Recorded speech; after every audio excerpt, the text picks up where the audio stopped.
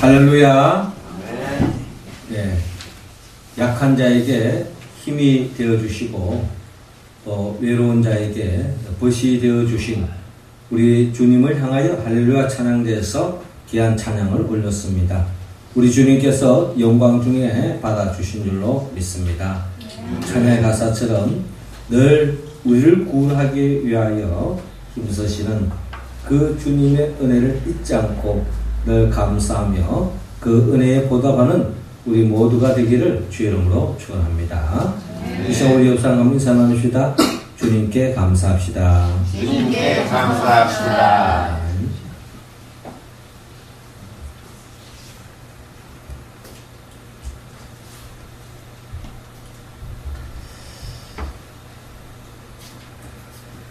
우리나라하고 미국 사이에 태평양이 있는 것처럼 영국과 미국 사이에는 대서양이 있습니다. 그 대서양 해저 한 2마일쯤에 가면은 열수구 부분이라는 지역이 있다고 합니다. 거기에 물 온도가 뜨거운 물과 중금속을 내뿜기 때문에 그 지역의 온도가 약 407도나 된다고 합니다. 섭씨 407도. 우리가 보통 물이 100도 되면 끓지 않습니까? 어떤 음식도 100도 되는 데 넣으면 다 물이 끓고 또 익혀지는 것입니다. 그런데 그 407도의 그 뜨거운 그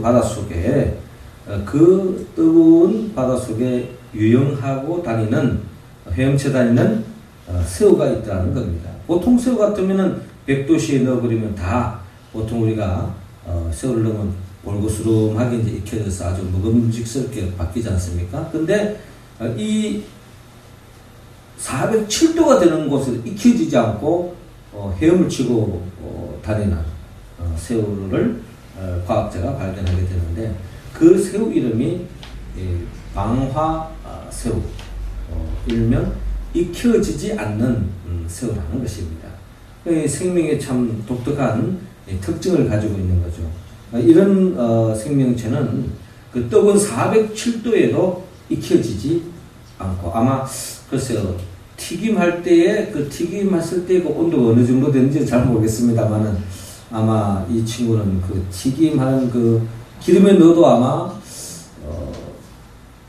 생명체를 보존하지 않는가 하는 그런 생각을 가져봅니다. 물론 이제 제가 기름이 몇 도가 되는지 잘 모르겠습니다만은 어찌됐든 이 407도가 되는 이 뜨거운 곳에 보통 새우는 다 익혀질 수밖에 없는데 이 방화새우는 익혀지지 않고 유유자적 헤엄을 치고 다니는 모습을 볼 수 있다는 것입니다. 이처럼 똑같은 환경인데도 불구하고 그 속에서 그냥 유유자적 헤엄을 치러 다니는 그런 방화새우가 있는가 하면은 똑같은 환경 속에 그저 익혀지는 그런 새우도 있다는 겁니다. 우리가 이 생활 속에서도 아버지하고 아들이 이제 목욕탕을 가보면 이 탕의 그 뜨거운 물에 보통 아버지들이 이제 날씨가 좀 온산하고 이럴 때, 날씨가 추워질 때 거기 들어가면 시원하다 하면서 그냥 뿌듯한 그런 표정을 짓고 있는 모습을 보시는데, 보통 아들들을 보면은 그 뜨거운 물에 들어가면 그냥 조금도 참지 못하고 박차고 나가는 그런 모습을 볼 수가 있습니다. 똑같은 환경인데 어떤 사람은 너무나 행복해 젖어 있는가 하면은 똑같은 상황에 또 어떤 사람은 그 상황에서 박차고 싶은, 떠나가고 싶은, 벗어나고 싶은 그런 상황이 있을 수 있다는 것입니다. 예수님이 이 땅에 재림하여 오실 때도 마찬가지입니다. 주님이 재림하여 오시는 그날에도 어떤 사람은 탄식하고 절망하고 또한 고통에 임할 수밖에 없는 그런 사람이 있는가 하면은 주님으로 인하여서 더없는 감사와 기쁨과 행복이 넘치는 그런 사람이 있다는 것입니다. 주님은 오늘 성경을 통하여서 우리 모두가 주님이 이 땅에 오셨을 때에 한 사람도 주님으로 인하여서 심판의 대상이 아니라 주님으로 인하여 더없이 감사하고 기뻐하는 우리 모두가 되기를 주님은 원하고 있습니다. 우리는 대림절을 통하여서 오시는 주님을 기다리고 있습니다. 주님이 오실 때 우리 모두가 주님으로 인하여 더없이 감격하고 기뻐하고 행복한 모습으로 나아가기 위해서 우리는 어떻게 하는가? 오늘 성경은 우리에게 말씀하고 있습니다. 먼저 오늘 본문 누가복음 3장 11절을 중심으로 도우면서 살아라고 말씀하고 있습니다. 11절 말씀 우리 같이 한번 읽어볼까요? 시작. 대답하여 이르되 두 둑을 있는 자는 옷 없는 자에게 나누어 줄 것이요 입을 것이 없는 그렇게 할 것이라 하고 먹을 것이 있는 자도 그렇게 할 것이라 하고. 오늘 우리 주님께서 세례 요한의 입술을 통하여 우리에게 말씀하는데 한마디로 도우면서 살아라고 말씀하고 있습니다. 세례 요한은 주님이 이 땅에 초림하여 오실 때에 주님의 오시는 길을 준비했던 사람이죠. 주님의 길을 준비하면서 세례 요한은 그 시대 속에서 광야에 외치는 자의 소리로서 회개를 촉구하며 오시는 주님으로 인하여서 한 사람도 심판의 대상이 아니라 구원의 대상이 되기를 갈망하는 마음으로 광야에서 목청 돋고 외치고 있습니다. 특별히 오늘 본문 7절을 보니까 요한이 세례 받으러 나오는 무리에게 이르되 독사의 자식들아 누가 너희에게 일러 장차 올 진노를 피하라 하더냐. 그러므로 회개에 합당한 열매를 맺고 속으로 아브라함이 우리 조상이라 말하지 말라. 내가 너희에게 이르노니 하나님의 능히 이 돌들로도 아브라함의 자손이 되게 하시리라 라고 말씀하고 있습니다. 그러니까 이 세례 요한이 예수님이 오심을 준비하는 과정 속에서 그 당시 세례 요한이 살았던 그 시대에 많은 사람들이 죄에 물들어져 있다는 겁니다. 죄에 푹 빠지기 때문에 주님이 오실 때에 심판의 대상이 될 수밖에 없는 그런 현실을 바라보면서 그들을 향하여 회개를 촉구하고 있습니다. 세례 요한의 입이 좀 그친 것 같아요. 독사의 자식들아. 우리 식으로 말하면 이 강아지들아 뭐 이제 이런 식으로 이야기하는 거 아니겠습니까? 독사의 자식들아 누가 너희에게 일러 장차 올 진노를 피하라 하더냐.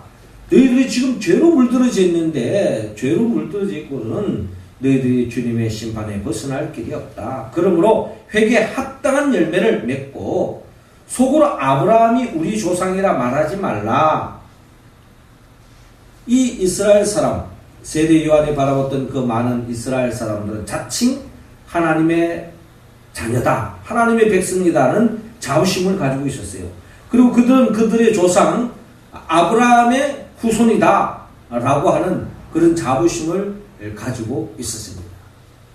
그런데 주님 세례 요한이 말하기를 내가 너희에게 이르노니 하나님이 능히 이 돌들로도 아브라함의 자손이 되게 하시리라. 이 굴러다니는 이 돌덩이도 아브라함의 자손이 되게 할 수 있다는 겁니다. 하나님이. 그렇기 때문에 그게 큰 의미를 두지 말라는 거예요. 아브라함의 자손이 되는 것이 중요한 것이 아니라 아브라함의 자손다운 삶을 너희들이 살고 있지 않는다면 하나님의 심판의 대상이 될 수밖에 없다는 겁니다.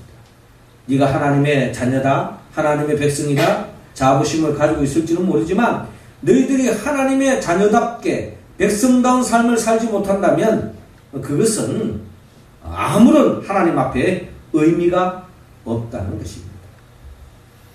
그러므로 9절에 이미 도끼가 나무 뿌리에 놓였으니 좋은 열매 맺지 아니하는 나무마다 찍혀 불에 던져지리라. 주님의 오시는데 주님은 심판주로 오시는데 주님의 심판이 임박하다는 겁니다. 좋은 열매 맺지 아니하는 나무마다 찍혀서 불에 던져지리라. 주님의 심판에서 면할 길이 없다는 것입니다. 그렇기 때문에 너희들이 주님의 말씀대로 회개에 합당한 열매를 맺어야 된다. 그때에 오늘 보면 10절에 보니까 무리가 이르되 그러면 우리가 무엇을 하리까? 어떻게 하여야, 어떻게 살아야 하나님 보시기에 합당한 열매를 맺을 수 있습니까? 라는 질문 아니겠습니까?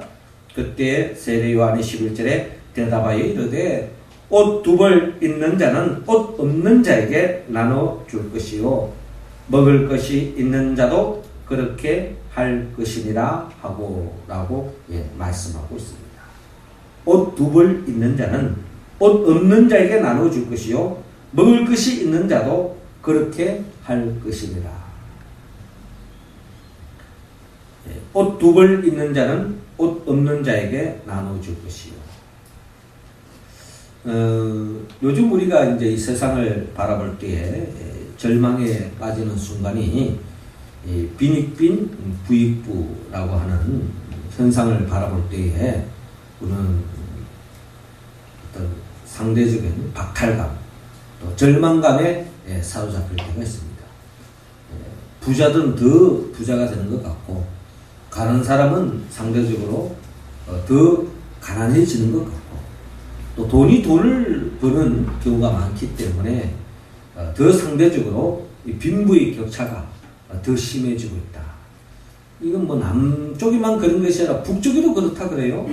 북쪽에도 있는 자들은 더 있어지고 없는 자는 더 가난해지는 이런 것은 어느 사회 체제든 어느 지구촌에 어디를 가든지 다 있는 것 같습니다.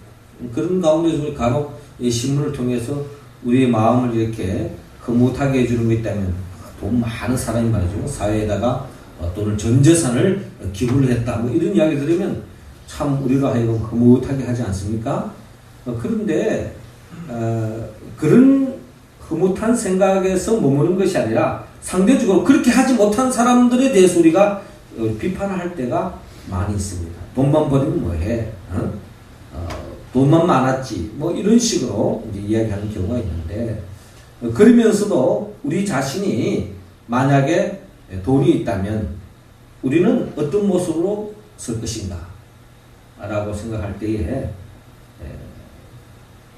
우리는 그렇지 않겠지만 거의 다 돈 많은 사람들의 특징이 돈이 많으면 많을수록 더 욕심이 많아지는 것이 사람들의 모습이라는 겁니다. 나는 안 그럴 거야. 그렇겠죠. 그렇지만 막상 돈이 있으면 거의 다가 그렇더라라는 것입니다. 저도 돈이 그리 많이 있어 보지 않았기 때문에 모릅니다만은 그럴 것 같아요.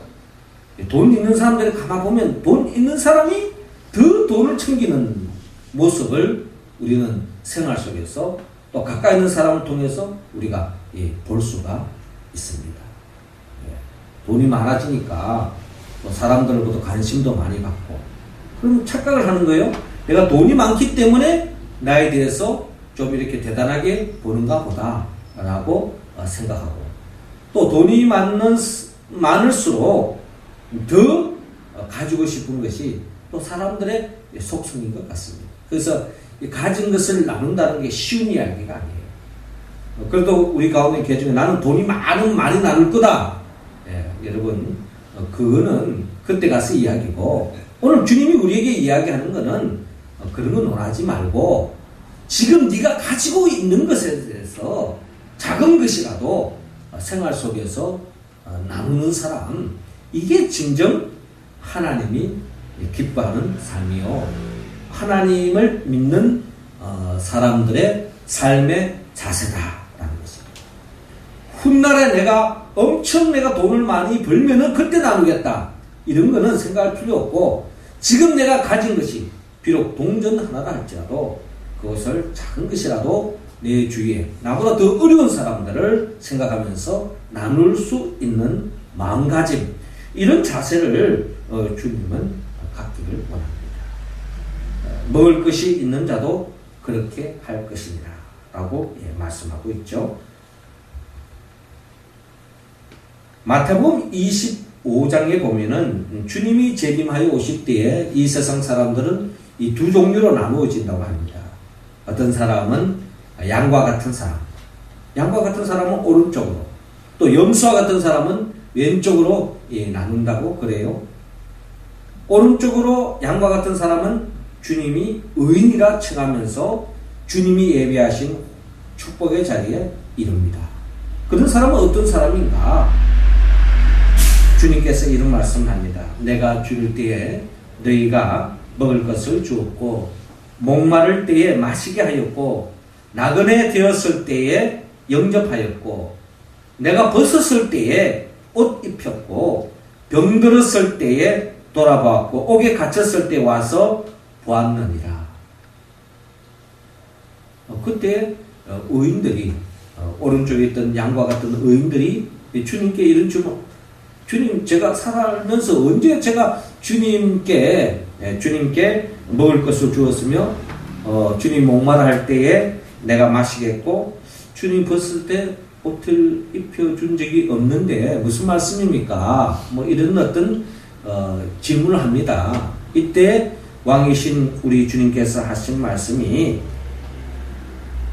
내가 진실로 너희에게 이르노니 너희가 여기 내 형제 중에 지극히 작은 자에게 한 것이 곧 내게 한 것이니라 라고 말씀하고 있습니다. 그러니까 특별히 주님에게 주님 옷을 벗을 때에 옷을 입혀주고 주님 배고플 때 먹을 것을 주지는 않았을지라도 네가 살아오는 삶의 자리에서 정말 어려운 사람, 네 가까이 정말 어려운 사람에게 네가 챙겨주고 입혀주고 또 먹여준 그 모든 것이 결국 나를 위한 것이었다라고 말씀하시면서 그들에게 칭찬을 아끼지 않으시고 주님이 기억하시고 그들에게 천국상으로 보상해 주는 것을 볼 수가 있습니다. 그런가 하면 이제 왼쪽에 있던 그 염소와 같은 사람들에 대해서 주님께서 말씀하시기를 내가 죽을 때에 너희가 먹을 것을 주지 아니하고 목마를 때에 마시게 하지 아니하였고 나그네 되었을 때 영접하지 않았고 벗었을 때에 옷 입히지 아니하였고 병들었을 때에 옥에 갇혔을 때에 돌아보지 아니하였느니라 라고 말합니다. 그랬더니 이제 이 악인들이 버럭 화를 내면서 말이죠. 언제 그런 일이 있었습니까? 우리가 주님을 그런 어려움에 처했다면 우리가 왜 안 돕겠습니까? 라고 이야기하는 거예요. 그때 주님이 하신 말씀이 지극히 작은 자 하나에게 하지 아니한 것이 곧 내게 하지 아니한 것이니라 라고 말씀하고 있습니다. 이 악인들이 그냥 악인이 아니에요. 나름대로 주님이랐다면 주님이 옷을 헐벗으셨다면 거기에 자기 옷을 벗어서 주지 않을 사람 누가 있겠습니까? 당연히 있을 사람이라는 거예요. 그런데 정말 어려운 사람에 대해서는 외면했던 그런 사람들, 그런 사람들에게 외면했던 그 모습이 결국 주님께 하지 않은 것과 다름이 없다라고 주님이 말씀하고 있습니다. 주님께서 어느 율법사가 물은 바 있죠. 주님의 계명이 가장 큰 계명이 무엇입니까? 주님께서 하신 말씀. 너는 마음을 다하고 뜻을 다하고 힘을 다하여 주 너의 하나님을 사랑하라. 그리고 내 이웃을 내 몸과 같이 사랑하라 라고 주님 말씀하지 않았습니까? 하나님을 사랑하는 것과 이웃을 사랑하는 것은 같은 맥락이라는 거예요. 또 그렇게 본다면 우리가 이 세상 속에서 우리 주위에 나보다 더 잘 사는 사람 보면서 늘 상대적인 원망하고 박탈감에 불만 속에 살아가지 말고 우리가 살다 보면 그런 비교의식이 좋은 쪽으로, 즉 나보다 더 어려운 사람이 항상 우리 주위에 있다는 겁니다. 그런 사람들에게 작은 것이나마 나누며 살아가는 삶, 이것이 결국 주님을 위하는 삶이고 주님이 이 땅에 오셨을 때에 그런 인생들을 더 없는 복된 길로 인도해 주신다. 우리 기독교 문화에 우리 구세군 있죠? 우리 요즘 이렇게 길거리 가다 보면 또 지하철을 걷다 보면 자선 낭비를 대면할 때가 있습니다. 물론 가끔씩 뭐 몇 억씩 넣는 사람도 있다 그래요. 하지만 우리가 그런 거는 또 특정한 사람이고, 우리가 큰 돈은 아니라 할지라도, 작은 것이라 할지라도 우리가 나눌 수 있다면 하나님이 더없이 기뻐하시고, 그런 작은 것에서부터 나누는 사람, 그런 사람이 주님이 이 땅에 오실 때에 주님의 나라에서 더 큰 기쁨을 맛볼 수 있고, 또 주님의 나라에 참여함을 입을 수 있고, 또 주님 앞에 칭찬받는 모습으로 변화될 줄로 믿습니다. 우리 모두가 이 주님의 재림을 기다리는 이 대림절에 주님이 오시면 그 나라에 우리 모두가 참여함을 잊기 위해서, 또 그 나라의 기쁨을 누리기 위해서는 작은 데서부터 내 주위에 어려운 사람을 도우면서 살아가는 우리 모두가 되기를 주의 이름으로 축원합니다. 이어서 두 번째로, 주님이 재림하여 오실 때에 우리 모두가 칭찬받는 구원의 반열에 서기 위하여 오늘 보면 13절을 중심으로 정직하게 살라고 말씀하고 있습니다. 13절 우리 할렐루야 찬양대원들 읽어주시기 바랍니다. 시작. 그때 부과된 것 외에는 거두지 말라 하고. 아멘. 자, 세례 요한이 오시는 주님의 길을 준비하는 마음으로 회개를 촉구하고 있는데, 13절에 12절에 보니까 세리들도 세례를 받고자 하여 와서 이르되 선생님 우리는 무엇을 하리까? 이 세리들은 여러분 다 아시다시피 예수님 당시에 로마의 식민지를 이스라엘에 당하고 있었죠. 식민지 지배를 받고 있었습니다. 그러다 보니까 이제 로마에다가 이제 세금을 내야 되는 거예요. 근데 이 세리들이 어떻게 보면 우리식으로 말하면 일본 앞잡이처럼 로마의 앞잡이 역할을 하는 겁니다. 근데 이들이 마땅히 내야 할 세금만 거두는 것이 아니라 그 이상의 거두가지고 로마의 정부에다가 내고 나머지는 자기가 찾고 가는 그런 세리들이 많았다는 겁니다.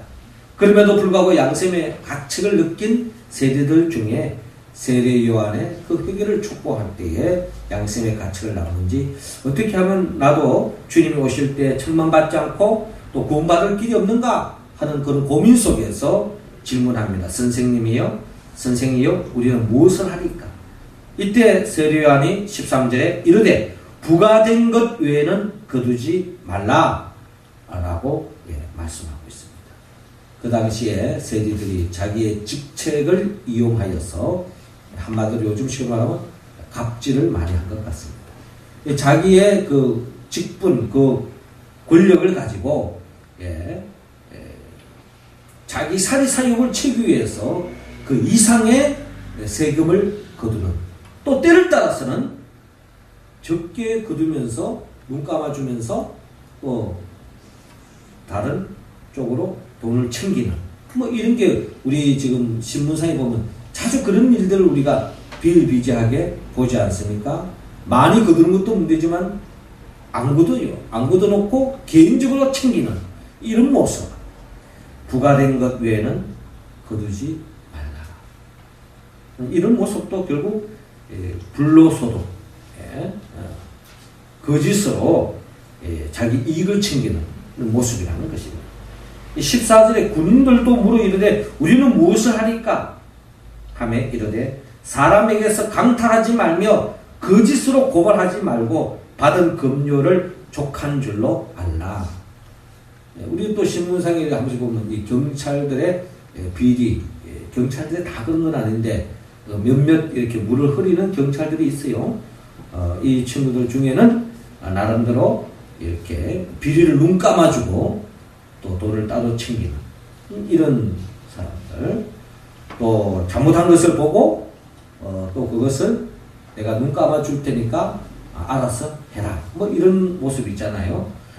이런 모습으로 자기의 권력을, 자기 직분을 이용해 가지고 또 사리사욕 챙기는 모습이 세례 요한의 시대에 있었던 것 같습니다. 그거는 세례 요한만 있는 것이 사람 사는 데는 다 어디든지 다 이런 모습들이 다 있는 것 같아요. 오늘날 우리 시대를 보더라도 크게 다른 바가 없는 것 같습니다.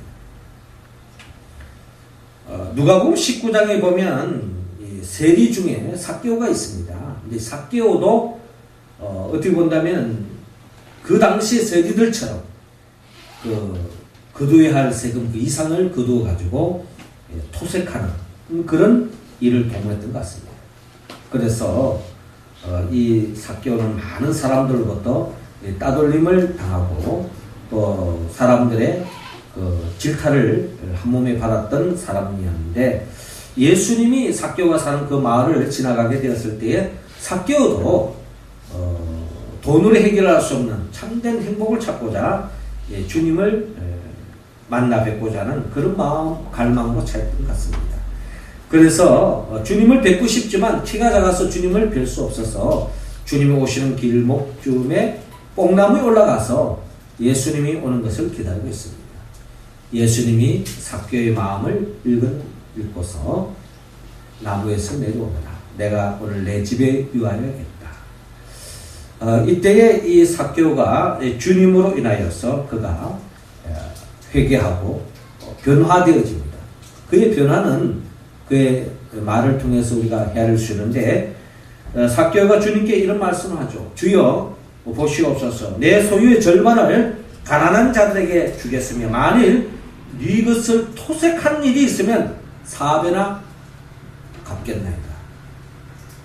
속된 말로 내가 삥땅 친 거 있으면 내가 4배씩을 갚는 한이 있더라도 제가 다 갚겠습니다. 제 잘못을 회개합니다 하면서 회개하는 삭개오의 모습을 바라볼 수 있습니다. 이로 인하여 주님으로 인하여서 새로운 인생이 시작되어지고, 주님으로 인하여서 더없는 행복한 삶으로 나아가는 삭개오를 우리가 바라볼 수 있습니다. 그렇습니다. 주님이 재림하여 오실 때에 주님이 우리가 거짓된 모습으로 서 있다면 주님 앞에 책망받을 수밖에 없을 것이고, 또 거짓 모습으로 우리가 일괄되어져 있고 거짓에 물들어져 있다면 주님이 아무리 우리에게 천국을 안겨주고 싶어도 우리는 거기에 갈 수 없는 것입니다. 그러므로 심판의 대상이 될 수밖에 없다는 겁니다. 주님은 우리 모두가 진실된 삶을 살아가는 사람, 그것이 바로 주님의 재림을 기다리는 성도들의 삶의 모습이라는 것입니다. 더 나아가 주님의 재림을 기다리면서 오늘 보면 16절 통하여서 소망하며 살라고 말씀하고 있습니다. 16절 우리 같이 한번 더 읽어봅니다. 시작. 요한이 모든 사람에게 대답하여 이르되 나는 물로 너희에게 세례를 베풀거니와 나보다 능력이 많으신 이가 오시나니 나는 그의 신발끈을 풀기도 감당하지 못하겠노라. 그는 성령과 불로 너희에게 세례를 베푸실 것이요. 아멘. 자, 오늘 본문 15절에 보니까 백성들이 바라고 기다림으로 모든 사람들이 요한을 혹 그리스도신가 심중에 생각하니 라는 말씀이 있습니다. 그러니까 자, 여러분, 많은 사람들이 그 시대 속에 구조적인 악, 또 한마디로 살기 힘든 세상 속에 세례 요한에 탁 등장해가 회개를 촉구하면 말이죠. 권력 가진 사람, 비리를 일삼는 사람, 그런 사람을 통해서 살기가 힘든 이 세상을 향해서 회개를 촉구하고 말이죠. 잘못을 지적하고 이렇게 해서는 안 된다 하면 막 이렇게 외쳤을 때에 많은 백성들이 어떤 생각을 가졌을까요? 야, 세례 요한이 만약에 대통령이 된다면, 우리 식으로 말한다면 우리나라는 참 잘 살 수 있겠다. 이런 비리를 다 걷어내고 말이죠. 부조리를 다 걷어내고 세례 요한이 통치하면은 뭔가 이 세상이 좋은 세상이 열리지 않겠느냐 하는 그런 생각이 들 정도로 세례 요한에 대한 인기가 아주 대단했습니다. 지금 아마 인기도 갤럽 조사를 했다면 아마 그 당시에 이 세례 요한의 지지도는 아마 엄청났을 거예요. 하늘을 찌른 듯한 인기에 차 있었습니다. 그래서 사람들이 생각하기를 혹시 요한이 우리 그리스도 오랫동안 우리 민족이 역사 속에 기다렸던 메시아 그리스도가 아닌가? 이 세례 요한을 우리가 왕으로 모시면은 정말 살기 좋은 세상이 열리지 않겠느냐? 뭐 이런 어떤 생각으로 꽉 차 있었다는 거예요. 근데 그때에 그들 향해서 세례 요한이 이런 말씀을 합니다. 16절에 요한이 모든 사람에게 대답하여 이르되 나는 물로 너희에게 세례를 베풀 거니와 나보다 능력이 많으신 이가 오시나니 나는 그의 신발끈을 풀기도 감당하지 못하겠노라. 그는 성령과 불로 너희에게 세례를 베푸실 것이요 손에 키를 들고 자기의 타작마당을 정하게 하사 알곡은 모아 곳간에 들이고 죽정이는 끄지지 않는 불에 태우시리라 라고 말씀하고 있습니다. 그러니까 모든 사람들이 세례 요한에 대해서 주목하고 있습니다. 집중하고 있어요. 세례 요한에 대해서 관심이 가득 차 있는 거예요. 그런데 세례 요한은 나는 한마디로 별 볼 없는 사람이다. 내게 기대 걸지 마라. 우리가 기대에 걸어야 할 분이 있는데 그분에 비한다면 나는 그분의 신발끈을 풀게도 감당하지 못하겠다. 나는 세례를 베풀어서 너희들의 잘못을 지적하고 잘못을 회개하라고 촉구하는 정도지만 그분은 심판주이기 때문에 그분께 가면 성령과 불로서 너에게 세례를 주기 때문에 그분께로 가면 사람이 완전히 변화되어지고 새 사람으로 변화되어지고 주님 앞에 새롭게 변화될 뿐만 아니라 새로운 역사를 열어가실 분은 내가 아니다 하면서 세례 요한은 예수님을 가리키고 있는 세례 요한을 바라볼 수 있습니다. 한마디로 세례 요한은 사람에게 문제 해결점을 찾지 마라. 우리의 문제 해결자는 하나님의 아들 어린 양 대신 예수 그리스도께 있다는 것을 세례 요한은 증거하고 있는 것을 오늘 성경을 통하여 우리는 헤아릴 수 있습니다. 예수님만이 역사의 종결자요 심판자요 예수님만이 우리의 인생의 모든 문제의 해결자이심을 세례 요한은 증거하고 있습니다. 그렇습니다. 예수님만이 우리의 구원자이심을 세례 요한은 증거하기에 주님은 우리 모두가 사람을 통해서 소망을 걸지 말고 주님께 소망을 걸고 주님 안에서 소망을 가지고 살아라. 이것이 바로 주님의 재림을 기다리는 우리들이 가져야 할 삶의 자세라는 것입니다. 요한계시록에 보면은 마지막 때가 되어지면 주님의 종말이 임하기 전에 재림이 임하기 전에 이 마지막 때에 총체적인 환란의 시대가 열린다고 말합니다.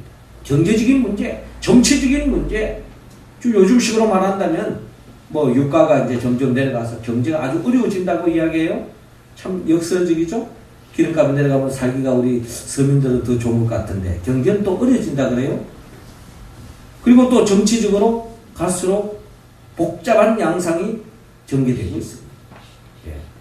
핵에 대한 위협도 있고 전쟁에 대한 위협이 있고 테러에 대한 위협이 갈수록 더 가중되고 있잖아요. 그런가 하면 환경 문제도 대두되고 있습니다. 그런데 주님이 재림하게 오시기 전에 이러한 총체적인 인간의 모든 문제를 해결해 줄 것처럼 등장하는 사람이 있는데 그 사람이 바로 적그리스도예요. 영적으로 한마디로 사단이다 라고 성경은 말씀하고 있습니다. 그래서 많은 사람들이 그 사단의 미혹, 적그리스도의 미혹에 넘어가서 결국 주님을 부인하고 배반하고 잘못된 길을 가는 경우가 많이 있다는 겁니다. 그러나 결국 그런 사람들은 주님이 재림하여 오실 때 마귀가 심판의 대상이 되는 것처럼 마귀를 따랐던 모든 사람들도 무저갱이 지옥에 떨어질 수밖에 없다고 성경은 말씀하고 있습니다. 우리가 진정 의지해야 할 분은 우리의 심판자 재림하여 오실 예수 그리스도밖에 없다라는 것을 성경은 말씀하고 있습니다.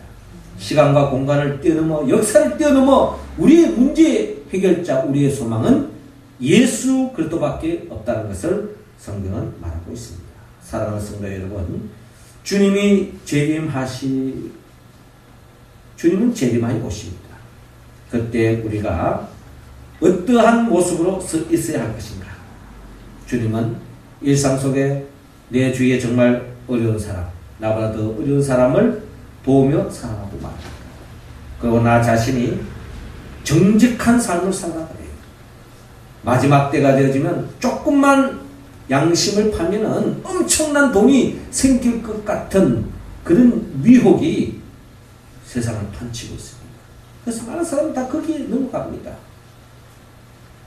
주님 앞에 정직하게 살아가는 거죠. 어렵더라도 힘들더라도. 그리고 주 예수께 소망을 가지고 살아가고 말씀하고 있습니다. 주님만이 우리의 진정한 구원자라는 거예요. 자, 이 말씀에 우리가 어떻게 응답할 수 있을까요? 우리는 성령의 도움을 받아야 합니다. 나를 위하여 십자가 못 박혀 죽으시고 부활하신 그 예수 그리스도, 그 영, 보혜사 성령의 도움을 받아야만이 우리는 주의 말씀에 온전히 응답할 수 있습니다. 우리 모두가 예수 그리스도의 이름으로 의지하여 기도하여 성령 충만함을 받아 오늘 우리에게 주신 그 말씀처럼 주님의 재림을 막연히 그냥 모든 건 내놓고 주님만 보기들 하늘만 쳐다보고 있는 것이 아니라 내 주위에 나보다 더 어려운 사람을 헤아리고 챙겨주고 또 하늘을 우러러 한 점 부끄러움 없이 정직한 삶을 살 뿐만 아니라 우리의 삶의 진정한 문제의 해결자는 오직 예수 그리스도께 있다는 것을 믿고 소망 가운데 주님의 재림을 기다리며 마지막 때에 승리하는 우리 모두가 되기를 주의 이름으로 축원합니다. 기도드리겠습니다. 하늘에 계신 우리 아버지, 이 시간은 하늘문 활짝 여시사 성령의 기름 보혜사 성령을 부어 주옵소서. 성령 충만함으로 말미암아 이 마지막 때에 나보다 더 어려운 사람을 바라보며 돕게 하시고 또 주님의 이름으로 정직한 삶을 살게 하여 주옵시고 또한 주님의 이름으로 주 안에서 주님을 소망하며 또한 믿음으로 소망 가운데 승리하며 살아가는 우리 모두가 되게 하소서. 예수님의 이름으로 기도하옵나이다. 아멘.